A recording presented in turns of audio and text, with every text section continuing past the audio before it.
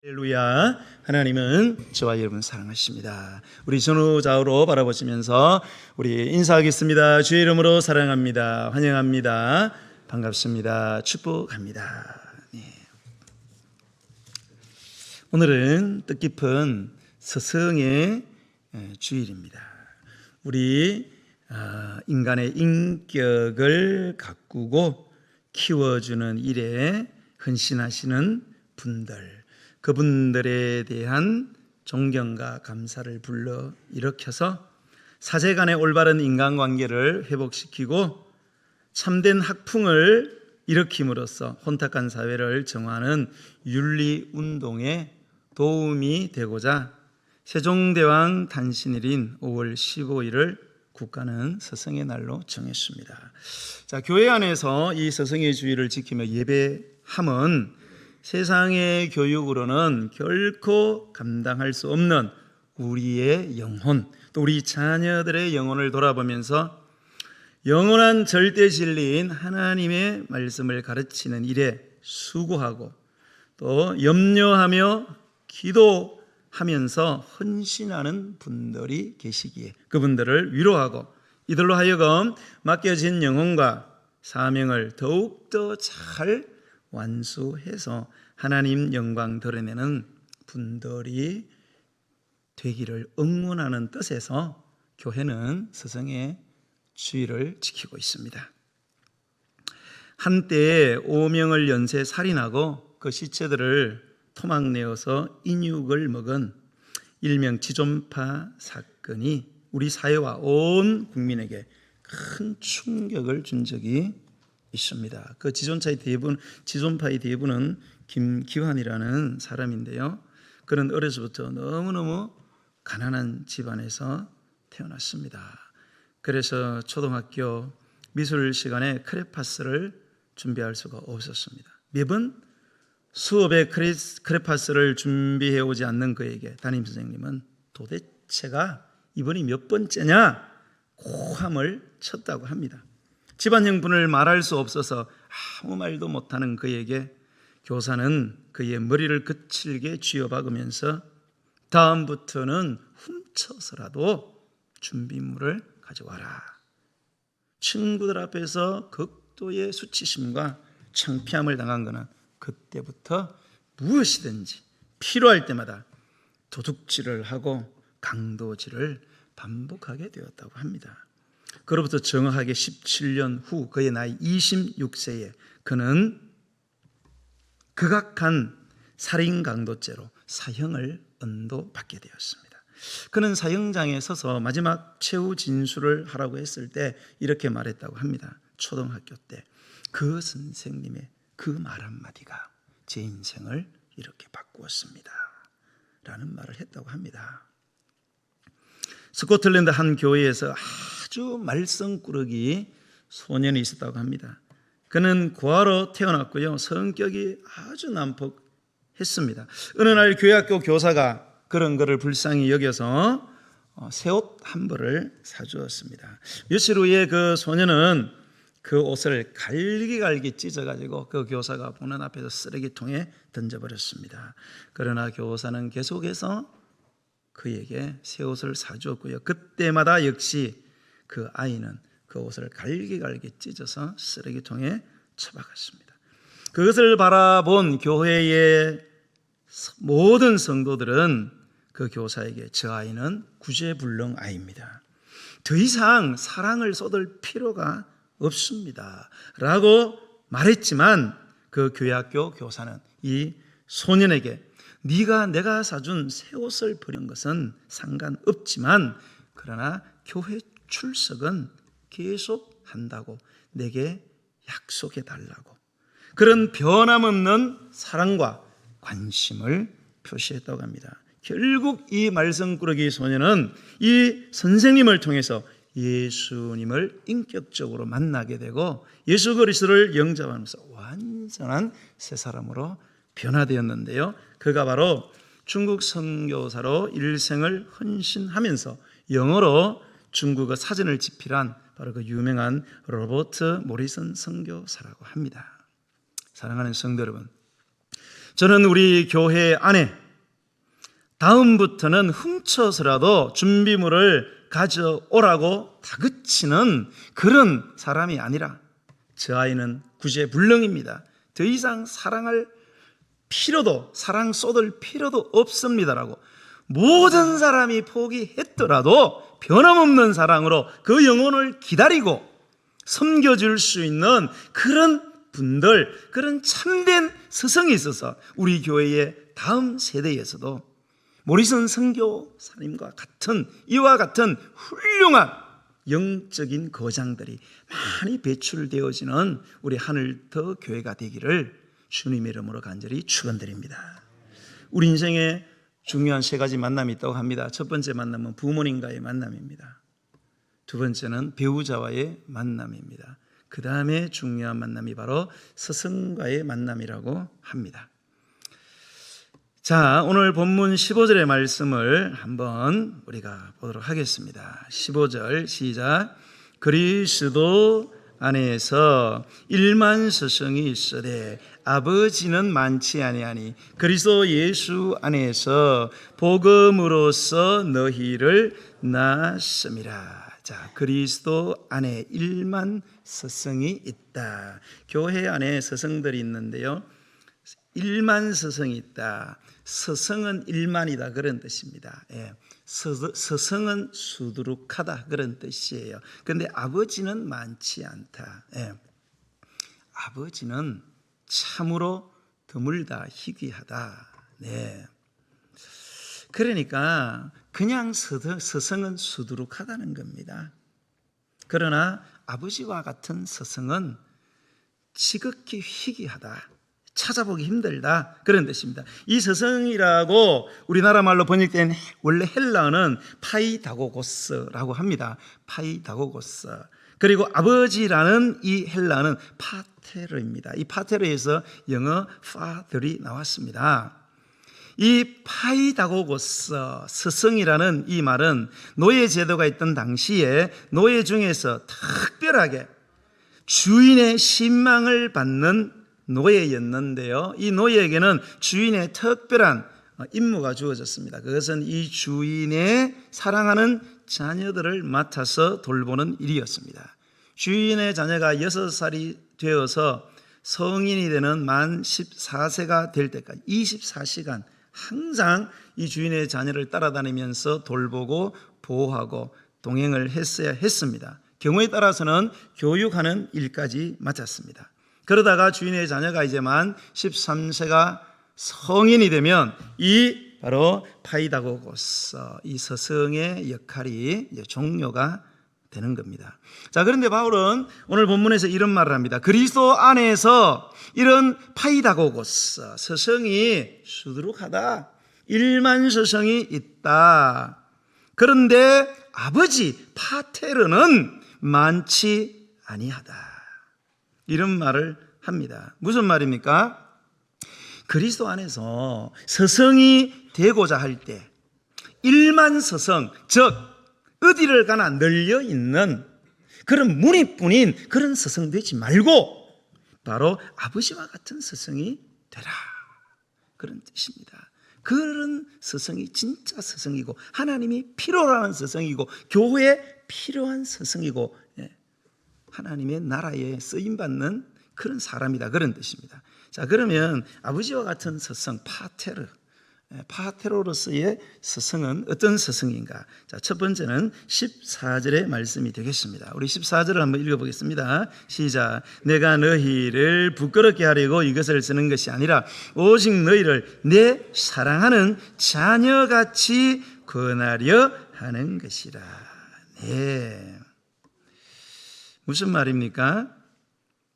오직 너희를 내 사랑하는 자녀같이 권하는 바로 그런 스승, 내 자식처럼 사랑하는 마음으로 아버지 부모의 심정을 가진 이런 스승이 뭡니까? 참된 스승이다, 그런 뜻입니다. 자, 조금 전에 말했던 이 스승, 1만 스승, 이 파이다고고스하고 이 아버지 파테르의 같은 점과 차이점이 있습니다. 같은 점은 뭐냐? 자녀를, 동일한 자녀를 뭡니까? 돌본다는 거죠. 네. 자녀를 돌보는 일에는 동일합니다. 그런데 차이점은 무엇입니까? 이 파이다고고스, 이 일만 서성은 시켜서 그 일을 합니다. 그러나 아버지 파테르는 시켜서 하는 것이 아니고 스스로 좋아서 그 일을 한다는 거죠. 자, 파이다고고스, 이 서성은 가르치는 대상보다 가르치는 내가 중요합니다. 그러나 파테르는 가르치는 내가 아니라 가르치는 대상이 중요한 사람입니다. 왜 이런 차이가 생겼을까요? 똑같은 대상을 대하고 있는데 왜 한 사람은 시켜서 하고 왜 한 사람은 스스로 하는 겁니까? 왜 한 사람은 가르치고 돌보는 그 사람이 중요하고 왜 한 사람은 가르치는 내가 또 가르치는 내 일이 왜 중요한 것입니까? 왜 이런 차이가 날까요? 바로 사랑 때문입니다. 사랑 외에는 다른 대답이 있을 수 없습니다. 여러분, 학교 교육, 가정 교육, 교회, 신앙 교육, 무슨 교육이든 가장 중요한 포인트, 본질은 사랑입니다. 우리가 아무리 좋은 지식을 전하고요, 아무리 좋은 환경, 아무리 좋은 기자재를 제공해도 사랑이 없는 교육은 다 헛수고라는 것입니다. 그러므로 오늘날 우리가 교육의 위기 이런 말 합니다. 학교 교육의 위기, 교회 교육의 위기, 신앙 교육의 위기. 교육의 위기는 곧 무슨 위기냐? 바로 사랑의 부재의 위기라는 거예요. 환경이 문제가 아니에요. 기자재 문제가 아닙니다. 얼마나 재정이 있냐 없냐 이런 문제 전혀 아닙니다. 사랑의 부재가 지금 교육의 가장 큰 위기라는 것입니다. 오늘날 우리에게 진정으로 필요한 것은 부모의 심정, 바로 사랑의 심장을 가진 서성, 파테르. 이게 바로 필요하다는 것을 이야기해 주고 있다. 참된 서성은 뭐냐? 사랑의 심장을 가지고 가르치고 돌보는 이런 사람을 의미하는 것입니다. 예루살렘에 가면 야드 바셴 박물관이 있다고 합니다. 야드 기억하라, 바셴 이름을 기억하라. 세계 제2차 대전 때 독일 나치군들에게 잔인하게 학살당한 그 유대인들의 대학살, 홀로코스트죠. 유대인 대학살. 그때 죽어간 사람들의 이름을 기억해야 된다. 그러면서 그 당시의 상황들을 생생하게 기억해낼 수 있는 것들을 보존하고 있는 박물관이 바로 야드 바셴 박물관이라고 합니다. 그 기념관 밖에는 작은 동산이 있고요. 그 중앙에는 이 기념관을 대표하는 인상적인 하나의 동상이 서 있다고 합니다. 목사님? 네. 목사님 카톡에 제가 이걸 1부 때는 목사님 안 계셔서 제가 못했는데, 찾아봐 주세요. 선생님의 동상인데요. 그냥 선생님이 서 있는 동상이 아니고 이 선생님이 어린 학생들을 온몸으로 끌어안고 있는 그런 동상이 그 기념관 동산 중앙에 이렇게 있다고 합니다. 나치 이 독일 군대가 폴란드를 침략했고요. 폴란드에 살고 있는 유대인들을 학살하기 위해서 유대인 학교를 급습을 합니다. 학교에 독일군은 기름을 끼얹고 불을 질렀습니다. 아이들이 비명을 지르고 뛰어나옵니다. 나온 아이들을 잡아서 강제로 트럭에 태웁니다. 트럭에 타지 않고 달아난 아이들을 향해서 독일군은 가차없이 기관총을 난사했습니다. 아이들은 총탄을 맞고 길바닥에 나뒹굴면서 현장에서 적사했습니다. 살아남은 아이들은 전부 다 공포에 질려서 울면서 트럭에 올라탑니다. 그리고 그들은 자신들의 가는 그 길이 자신들의 마지막 길이요, 꾀서실로 향하는 죽음의 길이라는 것을 알고 있었습니다. 바로 그때 현장에서 학생들이 죽어가는 모습을 지켜보던 폴란드 한 교사가 있었습니다. 그 교사는 조용히 그 공포에 떨고 있는 학생들에게 다가가서 그들의 눈에서 흐르는 눈물을 닦아 주었습니다. 죽음의 공포로 부들부들 떨고 있는 어린 학생들을 양팔로 감싸 안았습니다. 그리고 그들과 함께 트럭에 오르고 그 선생은 끝까지 이 아이들을 포기하지 않았습니다. 그래서 수용소까지 같이 가서 죽음의 독가스실까지 들어가게 됩니다. 그리고 사랑하는 아이들을 꼭 끌어안은 채 함께 어울려 죽은 시체로 발견이 되었습니다. 이 선생님은 유대인이 아닙니다. 폴란드인입니다. 독일군의 표적이 아닙니다. 유대인 아이들과 함께 죽을 이유가 전혀 없습니다. 독일 군인들도 그의 죽음을 말렸지만 그는 아이들을 버릴 수가 없었습니다. 살려달라는 아이들의 손을 뿌리치고 혼자 살 수 없다 생각했습니다. 그래서 아이들과 함께 트럭 위에 올라 죽음의 가스실을 향하여 가면서 찬송을 부른 것입니다. 생명의 노래를 불렀던 것입니다. 아이들 곁에서 아이들을 위로하다가 아이들과 함께 영원한 하나님의 나라로 올라간 것입니다. 부모가 자식을 사랑하듯이 온몸으로 아이들을 사랑한 교사였습니다. 사랑하는 제자들을 그렇게 끝까지 지키려고 그 스승의 아름답고 눈부신 사랑이 바로 그렇게 동상으로 남아 있습니다. 그렇습니다, 여러분. 우리 교회 안에도, 우리 하늘도 교회 안에도 주님의 십자가의 사랑으로, 부모님의 심정으로 아이들이 지금 당장 변하지 않더라도 끝까지 참고 기다리면서 변함없는 사랑을 베풀 수 있는 이 파테르, 부모의 심장을 가진 이런 스승이 있다면 울며 씨를 뿌리러 나가는 자마다 기쁨으로 그 단들을 반드시 거두리라는 말씀의 약속이 우리 교회 안에서 우리 다음 세대에, 우리 자녀들의 세대 속에서 풍성한 열매로 거두어지게 되는 복된 교회가 될 줄로 나는 믿습니다. 자, 이런 사랑의 심장으로 끌어안는 이런 파테르, 이런 사람이 바로 참된 스승이다. 자, 두 번째는 16절입니다. 16절 말씀 읽겠습니다. 시작. 내가 너희에게 권하노니 너희는 나를 본받는 자가 되라. 아멘. 자, 바울은 고린도 교회를 개척했습니다. 영적 스승이었습니다. 고린도 교인들은 그의 제자들이었죠. 그런데 그렇게 고린도 교인들을 가르친 바울이 이 제자된 고린도 교인들에게 하는 이 말 16절, 내가 너희에게 권하노니 너희는 나를 본받는 자가 되라. 자, 바울은 스승이고 교사입니다. 자, 가르친 사람은 보통 제자들에게 가르치고 뭐라고 말합니까? 내가 가르친 대로 살아라. 내가 가르친 대로 따르는 자가 되어라. 이렇게 보통 이야기합니다. 거의 다 그렇지 않습니까? 그러면 애들 열심히 가르칩니다. 뭘로? 말로. 그리고 왜 가르친 대로 안 사냐? 근데 바울은 그런 말 안 합니다. 자기가 정말로 헌신을 다해서 가르쳤지만 내가 가르친 대로 따라 사는 자가 아니라 나를 본받는 자가 되어라. 이렇게 가만히 생각하면 논리에 맞지 않는 이런 이상한 말을 하고 있다는 사실을 우리가 캐치할 필요가 있습니다.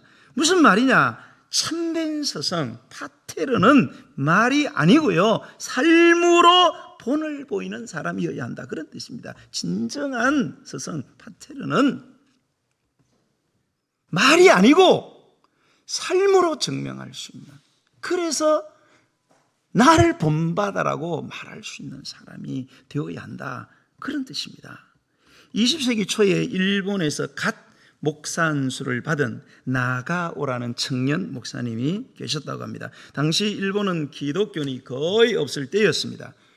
그래서 이제 신학하고 목사안수 받고 개척지를 물색하면서 동서남북 사방으로 수십리 지역에 교인 한 명도 없는 그런 곳에 가서 내가 개척을 해야 되겠다. 그래서 가나사와라는 지역을 선택하고 이 청년 목사는 거기다 텐트를 쳤습니다. 텐트를 치고 그리고 교회를 시작했습니다. 결혼하고 그리고 자기 아내와 나중에 생긴 두 아이를 데리고 목회를 하는데 3달이 지나고 6개월이 지나고 1년이 지나고 2년이 지나도 한 명도 전도가 되지 않았습니다. 몇 년이 지나도 전도가 한 명이 안 되는 거예요.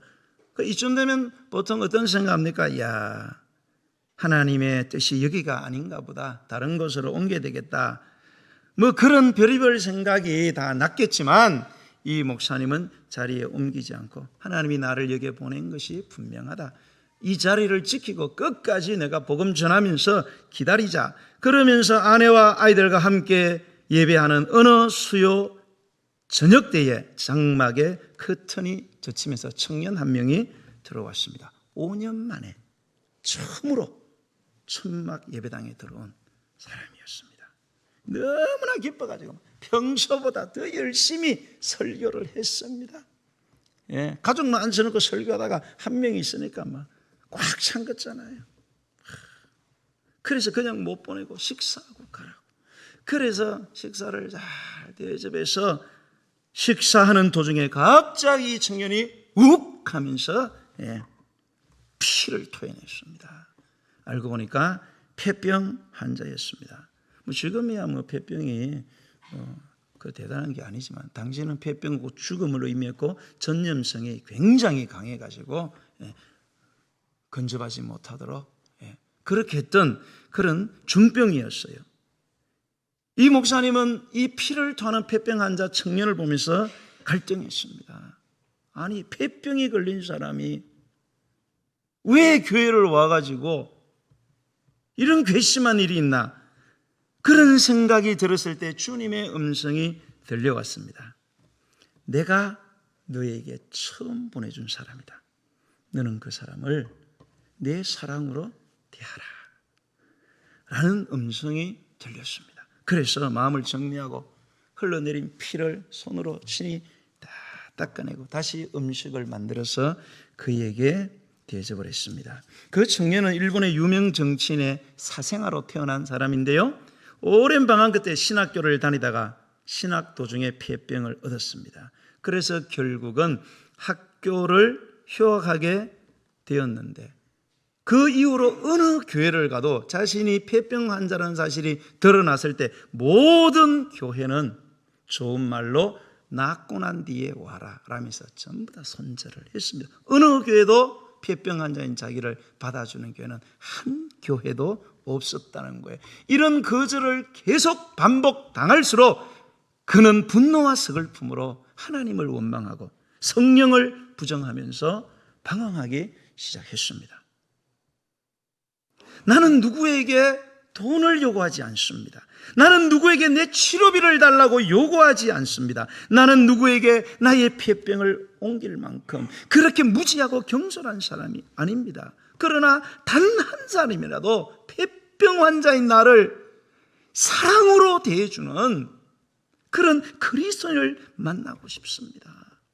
이런 마음의 기대를 가지고 모든 교회를 찾아다녔지만 그의 기대는 무너지고 그런 사람은 한 사람도 나타나지 않았습니다. 결국은 자살을 결심했습니다. 살아서 뭔 소용이 있겠나. 다른 사람들에게 걸리적거리고 이런 인생 차라리 접는 게 낫겠다. 자살하기 직전에 어떤 한 사람에게 이야기를 들었습니다. 북쪽 가나시와 지방에 가면 나가오라는 목사님이 있습니다. 죽기 전에 그 사람을 만나보고 죽는 것도 괜찮습니다. 그래서 이 청년이 이 교회를 찾아온 거예요. 그분을 만나면 뭔가 달라질 수 있다. 그래서 예배하고 밥 먹다가 피를 쏟은 것입니다. 남들이 다 외면했던 버려진 자신의 영혼의 고통을 가슴으로 함께 아파하면서 피를 손수 닦아내며 다시 밥을 지어주는 이 사람, 이 목사님 앞에서 이 청년은 주님을 발견하게 되었습니다. 하나님이 살아계시는구나.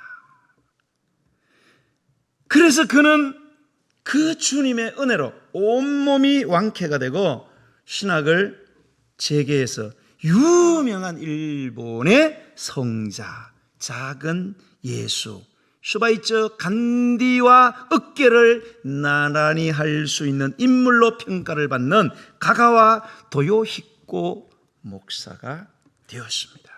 그리고 그 역시 자기 동족 가운데 가장 어려운 지역에 들어가서 빈민을 위해서 섬김과 희생의 삶을 살아가기 시작했습니다. 그런데 그가 빈민 사역을 하는 중에 영양실조로 고생하는 많은 그런 어려운 사람들 중에 그들이 가장 고통받고 있는 것이 변비인 것을 발견하게 됩니다. 변비 아시죠? 그죠? 이 구멍이 막혀가지고 먹어도 이게 누지를 못하니까 사람이 죽는 거예요. 그래서 이 목사님은 그 변비에 걸려 항문이 트지 않는 그 환자의 항문을 자기 손을 집어넣어서 후벼 제끼기 시작합니다. 그래도 되지를 않으니까 이 목사님은 그 항문에 자기 입으로 침을 만들어서 혓바닥으로 핥아서 그 굳은 변을 녹여서 빨아내었습니다. 이 사실을 알게 된 일본 기자가 목사님에게 질문했습니다. 목사님, 어떻게 이런 일을 할 수 있냐? 손으로 넣고 끄잡아내는 것에도 어마어마한데 어떻게 당신의 입으로 그거를 빨아서 녹여서 그거를 빨아낼 수가 있느냐? 그러니까 이 목사님이 한 유명한 말이 있습니다. 웃으면서 저는 배운 대로 했습니다. 뭐라고요? 저는 배운 대로 했습니다.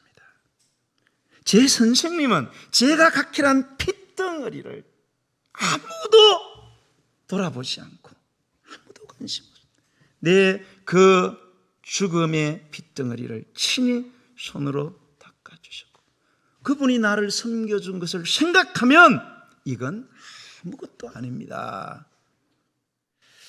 그 후에 이 목사님은 중국으로 건너가서 중국의 빈민들을 위해서도 똑같이 섬기는 삶을 살았는데요. 당시 장계석 총통의 부인이 송혜령 여사였는데 이 사람이 크리스천이었다고 합니다. 그래서 이 도요히코 목사님이 이야기를 듣고 깊은 감명을 받아가지고 중국에 왔다는 소리를 듣고 모셔서 자기의 개인 성경 공부 선생으로 삼았다고 합니다. 1945년 일본이 패망했잖아요. 일본 군대와 함께 일본의 민간인들이 철수를 해야 할 때에 일본 군들이 점령한 지역이 많잖아요. 그런데 일본 군대와 그 일본 민간인이 철수할 때 그 나라 사람들이 일본 군인들과 그리고 민간인들을 거의 다 테러했습니다. 그렇겠죠. 예, 우리나라도 그랬잖아요. 일본인들 갈 때 그냥 안 보냈잖아요. 다 죽여버리고 우물에다가 집어넣고 그렇게 했습니다. 그런데 놀라운 사실은 중국에 있던 그 당시에 일본 민간인이 200만 명이었습니다. 그런데 한 명도 테러를 당하지 않았다는 거예요. 왜 그러냐? 일본의 패망이 발표된 동시에 장계석 총통이 포령 제1호를 내렸는데 그게 바로 뭐냐? 철수하는 일본 민간인에게 위해를 가하거나 물자를 빼앗거나 테러를 감행하는 자는 반드시 중형에 처한다는 포고령을 내렸기 때문이라는 거예요. 그 배후에 뭐가 있습니까? 바로 이 총통의 바로 그 여사에게 그 영향을 미친 바로 그 목사님의 영향이 아니겠습니까? 사랑하는 성도 여러분, 그 나가오라는 목사는 평생 한 명의 그리스도인들만 그가 목양을 했습니다. 너무나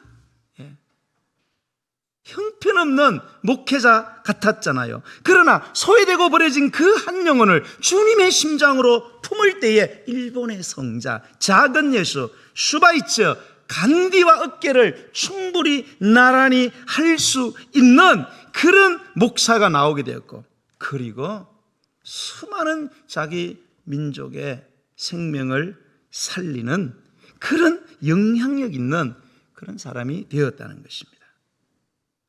그가 남긴 그 말, 나는 배운 대로 살았습니다 라는 이 말을 우리가 기억할 필요가 있지 않겠습니까? 사랑하는 성도 여러분, 하나님이 이 땅에 세운 학교가 있습니다. 옆에 있는 송량중학교 아니고 송량고등학교도 아니고 하나님이 이 땅에 세운 학교, 바로 가정입니다. 가정은 하나님이 세운 학교입니다. 그 가정에 하나님이 채용한 교사는 바로 부모들입니다. 하나님은 당신의 사랑하는 자녀들을 당신의 사랑과 말씀으로 잘 양육하라는 책임과 사명을 누구에게 줬느냐? 각 가정의 부모에게 줬다는 거예요. 세상에 너무나 많은 부모가 될 사람이 있지만 내 가정에 내 자녀를 주신 것은 이 자녀, 하나님의 자녀죠. 하나님의 자녀. 이 하나님의 자녀를, 내 자녀를 내 사랑과 말씀으로 잘 키울 것을 믿었기 때문에 여러분의 자녀를 여러분에게 맡긴 거예요. 맡긴 거예요. 맡긴 거. 우리 자녀가 아니에요, 여러분.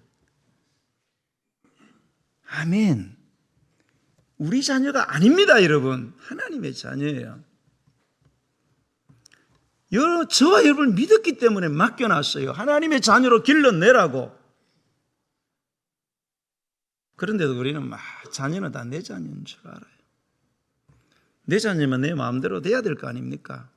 내 마음대로 안 되잖아요. 하나님 자녀입니다, 여러분. 그런데 그 사명이 저와 여러분 부모에게 있다는 거예요. 미국의 가정사역연구소에서요, 자녀들이 성장하면 왜 교회를 떠나는가라는 연구를 했습니다. 그중에 특별히 왜 믿는 자녀들이, 부모들이 다 믿어요. 그 밑에서 자녀들이 다 신앙생활인데 커서는 교회를 딱 떠나더라는 거예요. 무엇 때문에? 부모 때문에 떠나더라는 거예요. 부모 때문에. 네. 그 왜 부모 때문에 그렇게 교회를 크면 떠나냐고요. 크면은 교회를 책임지고 교회를 세워야 되는데 어릴 때는 잘 예배하고 찬송 부르고 성경 암송 구절도 하고 막 잘합니다. 절대 교회 안 떠날 것 같아요. 큰 인물 될 것 같습니다. 그런데 중학교, 고등학교부터 반응을 일으키더니 대학교 가서는 눈빛이 달라지더니 군대 갔다 오고 졸업하고 이러면은 그냥 싹 돌아서 버리고 아무리 이야기도 말 안 듣습니다. 막 부모들은 큰 충격받습니다. 어떻게 그렇게 잘 믿던 애가 잘 믿는지 안 믿는지 확인해 봤어요. 그 10가지 이유가 뭐냐? 한번 들어보세요. 주일이나 교회 행사 무시하고 여행 떠날 때. 둘째, 예배 시간에 시계를 자꾸 쳐다볼 때. 자녀 앞에서 목회자 허물을 이야기할 때. 넷째, 11조와 헌금을 제대로 하지 않을 때. 다섯째, 교회에 대한 애착이 없을 때. 여섯째, 예배 시간에 지각할 때. 일곱 번째, 문제가 터질 때만 기도할 때. 여덟 번째, 여러 가지 핑계로 교회에 봉사하지 않을 때. 아홉 번째, 자녀들을 교회에 오래 있지 못하게 할 때. 열 번째, 실천보다 말만 앞세울 때. 저와 함께 부모된 여러분 어떠세요?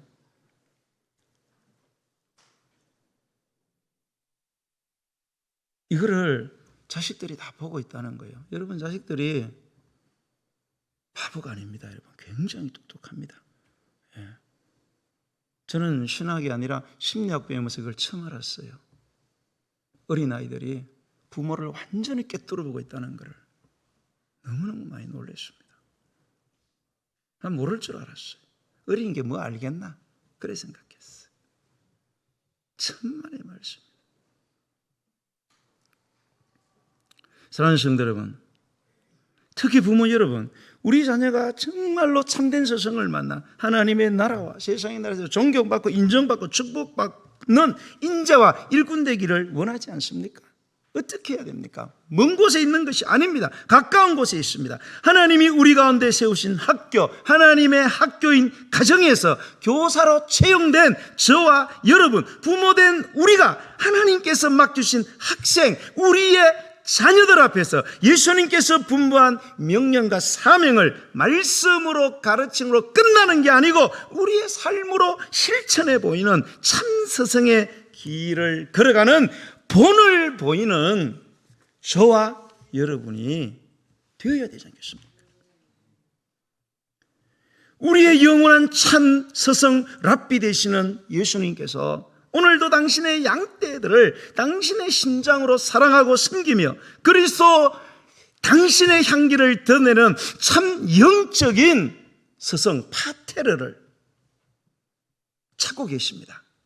무늬뿐인 그런 스승 말고 정말로 사랑으로 끌어안고 말로 다 떼우는 게 아니고 삶으로 증명해낼 수 있는 그런 스승을 찾고 계신 거예요.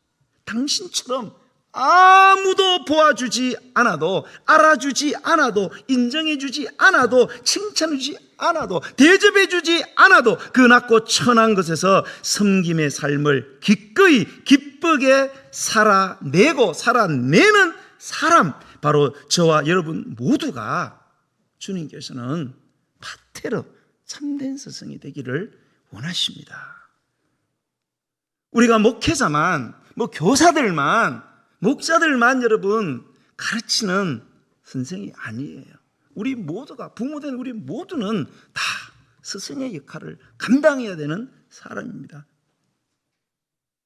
주님의 몸된 교회의 머리 되신 우리 영광스러운 주 예수께서 당신의 양떼들을 여기에 모아놓고 우리 모두가 그러한 파테르, 참된 스승이 되기를 원하고 계십니다.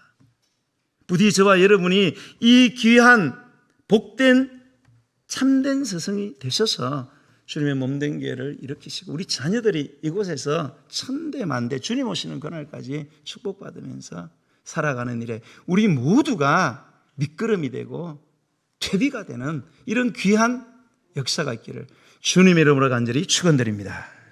우리 찬양 드리면서 준비하신 예물을 하나님께 바쳐드리겠습니다. 우리 가슴에 새긴 주의 십자가의 사랑으로 교회를 섬기게 주시옵소서.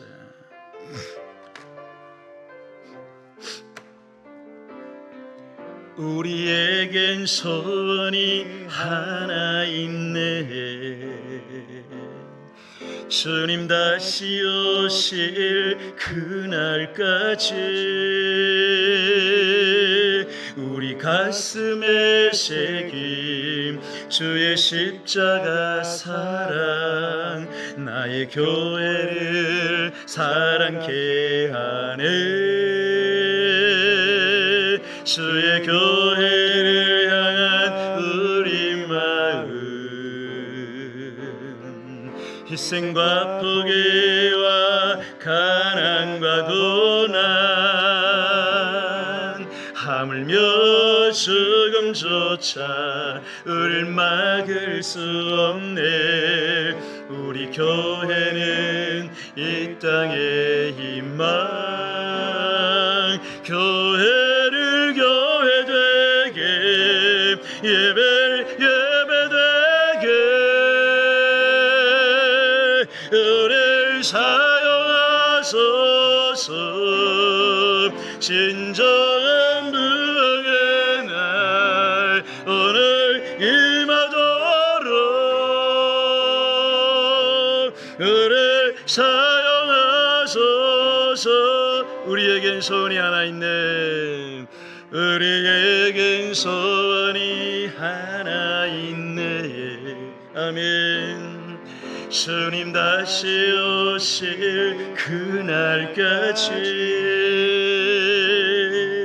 우리 가슴에 새긴 주의 십자가 사랑 우리 교회를 사랑케 하네.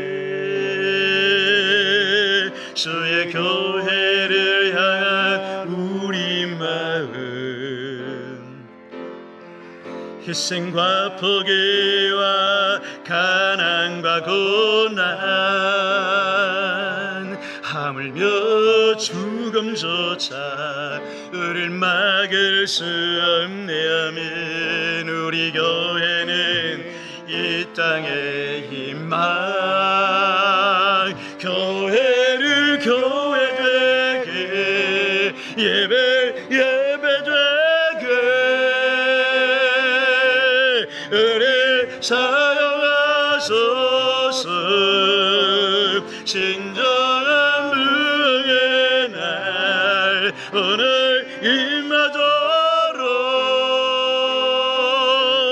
은혜 사용하소서. 성령 안에 예배하리라면 자유의 마음으로 사랑으로 사역하리라. 교회는 생명이네. 성령 안에 예배하리라. 성령 안에 예배하리라. 자유의 마음으로 사랑으로 사역하리라. 교회는 생명이네. 교회를 교회 되게 예배 되게 은혜 사용하소서. 진정한 부흥의 날 오늘 임하도록 우리를 사용하소.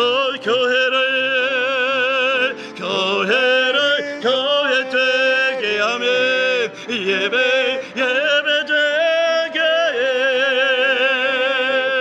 은혜 사용하소서. 진정한 부흥의 날 오늘 임하도록 우리를 사용하소서.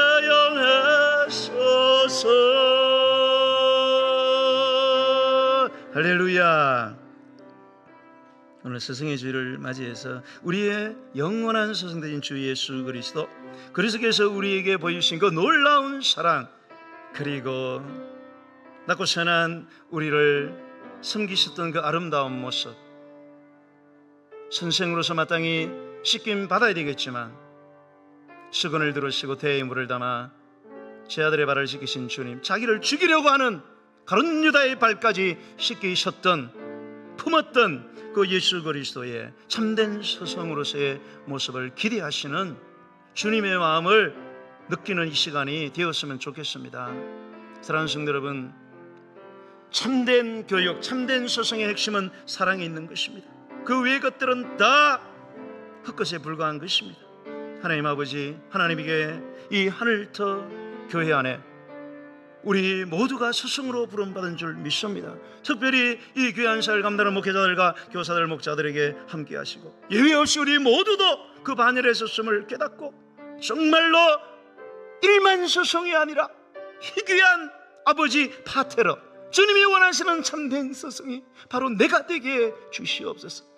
그리스도께서 우리를 가슴으로 품은 것처럼 그리스도의 심장과 그 사랑으로 또 다른 영혼들을, 특별히 우리 어린 생명들을, 우리 성도들을 품어낼 수 있는 그런 스승으로서의 우리가, 그리고 말로서가 아니라 우리의 삶으로 증명해 보이는 본된 삶을 살아가는 그런 삶의 모습으로 살아가서 우리 교회 안에서 참으로 그리스도의 우리 아버지 하나님의 놀라운 형상과 역사들이 나타나는 그런 하나님의 나라가 전개되어지는 그런 우리 하늘터 교회, 내뿐만 아니라 우리의 자녀와 오고 오는 모든 우리의 세대들이 주님 오시는 그날까지 하나님께 쓰임받고 축복받는 그런 교회로 굳건히 서는 이 말세지 아래 주님의 관심과 주님의 시선이 머무르는 교회, 바로 우리 하늘터 교회가 되게 하시고, 하나님 아버지, 참으로 우리 하늘터 교회 안에 그리스도를 닮아가는 이런 참된 스승을 통해서 수많은 영적인 거장들, 세상의 인재들이 나오게 달라고 우리 주의 이름 부르고 간절하게 기도하겠습니다. 주여, 할렐루야. 우리 영원한 랍비가 되시는 주 예수 그리스도시여, 우리에게 한 분 그 아버지, 지도자, 선생서성을 보내주신 우리 하늘에 계신 우리 아버지 하나님, 이 아버지와 아들의 놀라운 사랑을 우리에게 깨닫게 하시고 적용시키시는 성령 하나님 감사합니다. 서성의 주일을 맞이하여서 참으로 주님께서 하나님의 교회 안에 일만 서성을 원하는 것이 아니라 아버지의 심장을 가진 파테르 참된 서성을 찾고 계신다는 사실을 우리가 깨달았습니다. 아버지, 다른 사람이 아니라 나를 바라보시면서 누가 바로 그 일만 서성이 아니라 그 한 사람 아버지 파테르가 되기를 원하노라나. 주님의 음성을 생생하게 들어 그리스도의 놀라운 사랑을 받았으니 그 사랑의 심장으로 또 다른 영혼들, 우리 어린 생명들, 다음 세대들 앞에서 그 사랑으로 끌어안고 기다리고 참고 기도하며 눈물 흘리고 생명까지 아까워하지 않으며 무엇보다 말로서가 아니라 교훈하고 질책하고 나무로서가 아니라 내 삶으로 살아 실천함으로 아버지여 본을 보이며 그들을 또한 그리스도에게로 인도할 수 있는 그런 주님이 찾고 계시는 그 한 사람 파테르가 내가 되게 해달라고 기도하오니 아버지, 오늘 기도하는 영혼들마다 그리스도의 놀라운 은혜가 아침 햇살처럼 임하고 하늘의 소낙빛처럼 오늘 임하여 우리 오늘도 교회 안에 이런 참된 성들이 우죽순 일어나 내가 복을 받고 우리의 자녀의 또 다른 자녀 오고 오는 모든 세대들 예수님이 오시는 재림의 그날까지 하나님의 손에 붙들림 받며 세움받고 축복받아 세상 나라에서도 걸출하는 인재가 되고 하나님의 나라에서는 영광스럽고 눈부신 축복의 사람으로 주여 세워지는 역사가 이 하늘도 교회 안에서 주님이 일어나게 하여 주시옵소서. 오늘도 우리를 고치시는 만왕의 왕이 되시고 참 의원이 되신 주 예수 그리스도께서 오늘 우리의 질병을 고치시기를 원하고 계십니다. 질병으로 고통하며 아파하며 두려워하며 불안해하며 인생의 발목이 잡혀서 자빠지고 쓰러진 영혼이 있습니까? 우리의 모든 질병은 주님이 고치시는 것입니다. 우리가 믿음으로 기도하면 내가 고치겠다고 말씀했습니다. 오늘 이 시간 여러분의 질병을 가지고 주님 앞에 나가시기 바랍니다. 그분의 전지전한 능력을 조금도 의심하지 말고 주님이 원하시고 내가 믿을 때에 하나님의 놀라운 최역사 이름을 믿고 내 육신의 질병, 내 마음의 질병, 내 영혼의 고통들이 주여 완전히 떠나가게 하시고 이 질병을 통해 역사하는 사탄의 어두운 저주들이 오늘 이 시간 믿음으로 기도할 때 치유되면서 떠나가는 자유함의 역사, 치유 역사가 일어나게 해달라고 우리 주 이름 세 번 부르고 기도하겠습니다. 주여 주여 주여 할렐루야.